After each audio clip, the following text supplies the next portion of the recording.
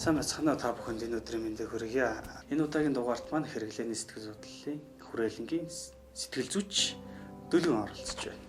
Таны энэ өдрийн мэндийг хүргье. За танд бас энэ өдрийн мэндийг хүргье. Сурч оролцсон маш их баярлалаа. За өнөөдөр бид тантай ярилцахаар сэтгэл зүйн хамгаалалт буюу мэргэжлийн хэллэгээр сэтгэл зүйн хамгаалах механизм гэж байдаг.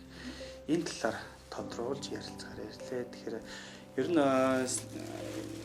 энэ контентыг үзээд сууж байгаа хүмүүст сэтгэл зүйн хамгаалах механизм гэж юу вэ? Сэтгэл зүйн хамгаалалт гэдэг нь юу юм бэ гэдэг талаар мэдлэхгүй та. За сэтгэл зүйн хамгаалах механизм гэхээр нэг тийм хоолтой биднэрт хамаагүй юм шиг эсвэл бид нар ингээд хизээж харахгүй юм шиг мэдэхгүй юм шиг тийм ойлголт юм шиг сонсогддог. Тэгвэл бүгдээрээ ингээд яг нэршлээс нь авахуулаад сонсоод үзэл хамгаалалт.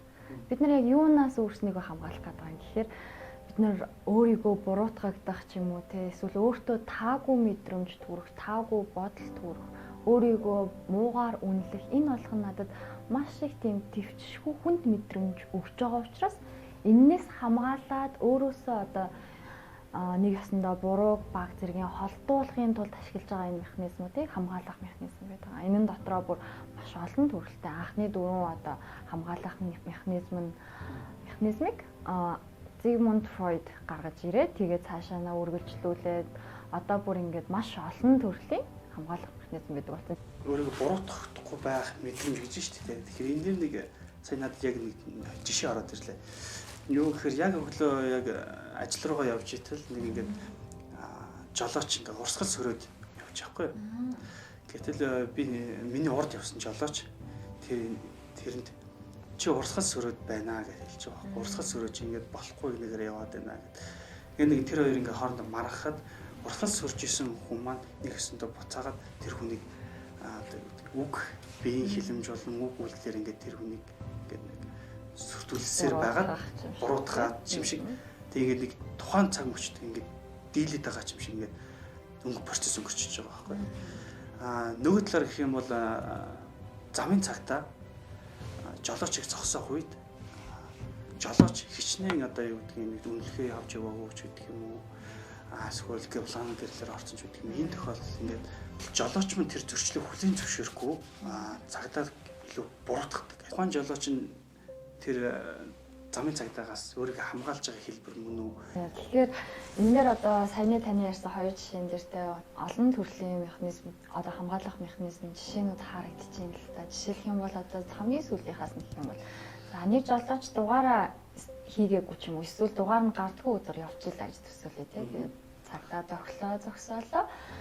Би өнөөдөр өдрөө мартсан штэ гэдэг ч юм уу те. Тиймэрхүү байдлаар одоо өөрийгөө энэ бол санамсаргүй гаргацсан үйлдэлээ би энийг мэдээгүй би мэдсэн бол энийг хийхгүй байсан гэдэг мессеж цаана нөгөөд нь штэ. Тэгэхээр эн чинь ингээд яг үгүйсгэх тусгах ч юм уу те ингээд хамгаалах механизмуудын яг нэг хэлбэрлөө нь орж байгаа юм л да. Өөрөөр хэлэх юм бол тэр хүн мэдсэн байж болно, мэдээгүй ч болно.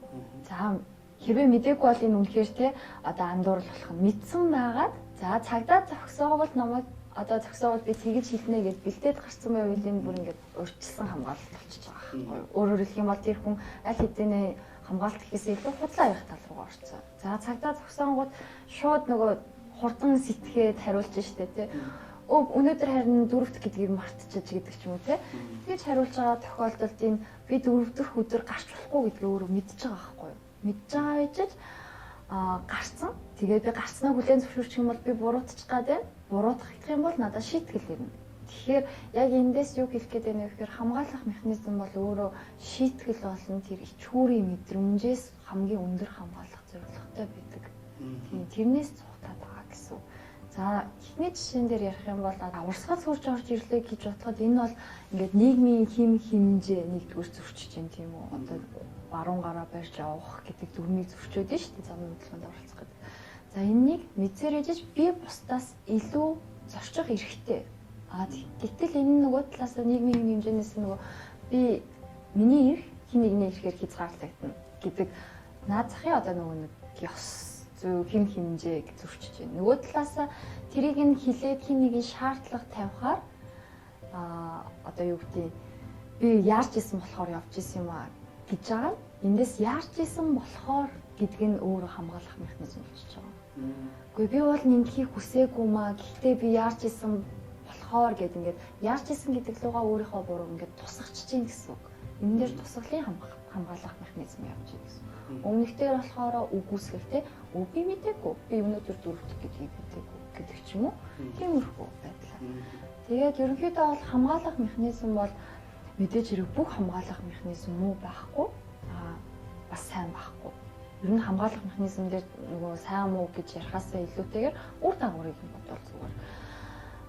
Нийгэм даяараа ч юм уу те нийгэмд байгаа олон хүмүүсийн олонх нь үгүйсгэх ч юм өөрийнхөө буруу хүлээн зөвшөөрөхгүй байх те бүр ингээд яасан ч үгүй гэж зөрж байгаа тохиолдолд бүгдээрээ нэг ингээд нөгөө манай монголчууд хэлдэг шүү дээ. Шууданд хийсэн үхрийн ивэр шиг гэдэг ингээд бүх хүн тийм болохоор нөгөө нийгмийн сайн сайхан байдал одоо нийгмийн хим хэмжээ, ёс зүй гэдэг зүйлүүд бас биелэгдэхэд баг зэрэг хэцүү болох баг. Эрг сөрөг сэтгэл зүйн хамгаалалт гэж байдаггүй. Тухайн нөхцөл байдалд ямар хариу үйлдэл үзүүлж чинь тэрнээс гарах үр дагавар нь илүү чухал гэж.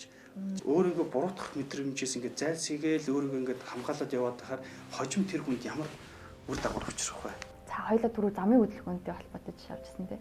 За хин нэг нь жолооч хурд хэтрүүлж явж байгаад явган зөрчигчийг мөргөөд гэмтэж эхлэв. Магадгүй тэр хүн маш хүнд гэмтэл авлаа гэж бодъё те.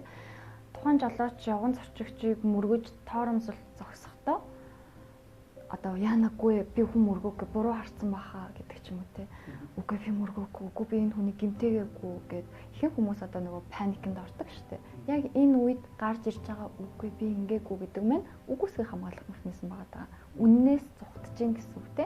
Яг энэнтэй адилхан одоо бид нар магадгүй жоох хүүхдүүдээр ярих юм бол гэрийн даалгавраа хийгээгүй очичоо те би гэрийн даалгавраа хийсэн гэхдээ дэвтрээ орхигдсон гэдэг ч юм уу тиймэрхүү ингээд үгүйсгэл шилжүүлгүүдийг ашиглаад ирэхээр тэнд нөгөө хариуцлагын тогтолцоо гэдэг зүйл нэгдүгürt алдагдах боломжтой.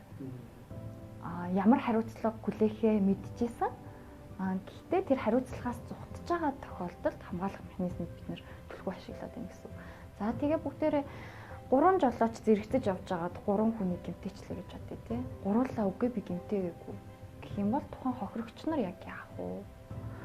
Мөн дээрээс нь замын хөдөлгөөний дүрэн байгаад яах вэ те? Журам байгаад яах вэ гэх мэтлэнгийн ингээд нөгөө нийгмийн хэм хэмжээ алдагдах гэдэг зүйл рүү орж байгаа. За тийм учраас хамгийн эхлээд бид нар ер нь нийгмийн одоо нөгөө сайн сайхан байдал нийгмийн хэв журмыг сахиулах ч юм уу те тэр тохиолдолд бид нар хувь хүн болгон өөрснийхөө хамгаалах механизмын төвхлийг таньдаг байх хэрэгтэй.